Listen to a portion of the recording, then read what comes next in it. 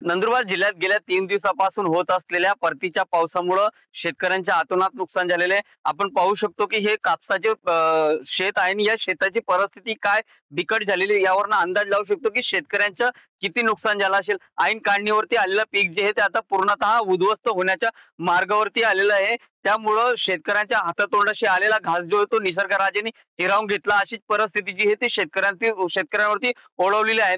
कापसासोबतच इतर पिकांचे देखील मोठं नुकसान जे आहे ते झालेले यात केळी असेल, पपई असेल, त्यासोबत कापूस, सोयाबीन, मका आणि मिरची या पिकाच्या मोठ्या प्रमाणावरती नुकसान जे आहे ते झालेलं आहे. त्यामुळे आता हे नुकसान कसं भरून निघणार असाच काहीसा प्रश्न जो आहे तो आता उपस्थित होताना दिसून येत आहे. आपल्यासोबत काही शेतकरी आहे, शेतकऱ्यांकडून जाणून घेऊया की किती खर्च केला होता आणि या खर्च आता निघणार का नाही निघणार.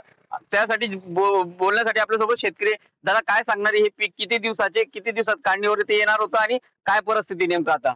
दादा, मागील 3 दिवसापासून जो पाऊस सुरू होता आणि आताही जे पावसाचं वातावरण आहे, शेतामध्ये सगळं पाणी भरलेलं आहे. काही दिवसामध्ये आता आमचं पीक काढणीवर होतं आणि पीक काढायच्या ऐन वेळेस पावसाने इतकं नुकसान केलेलं आहे की आता पीक काढण्याची परिस्थिती राहिलेली नाही शेतामध्ये आणि शेतीमालाला भाव नाहीये वरून. मग आता आम्हाला प्रश्न असा वाटतो की शेतकऱ्यांनी जगावं की मरावं, हा प्रश्न आमच्या समोर येऊन थांबलेला आहे. आणि दुसरी गोष्ट, या ठिकाणी नुकसान झालेलं इतकं आहे की जो खर्च झालेला आहे तो खर्चही आमचा निघणार नाही, केलेला खर्च सुद्धा निघणार नाही. नफा तर नाहीच, पण खर्चही सुद्धा निघणार नाही. इतकी वाईट परिस्थिती आता आम्ही शेतकऱ्यांची झालेली या ठिकाणी.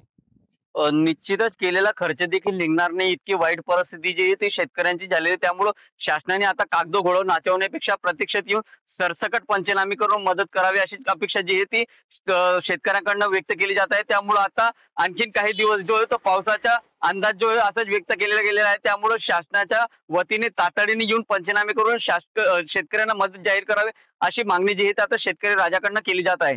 जितेंद्र बैसाने, TV9 मराठी, नंदुरबार.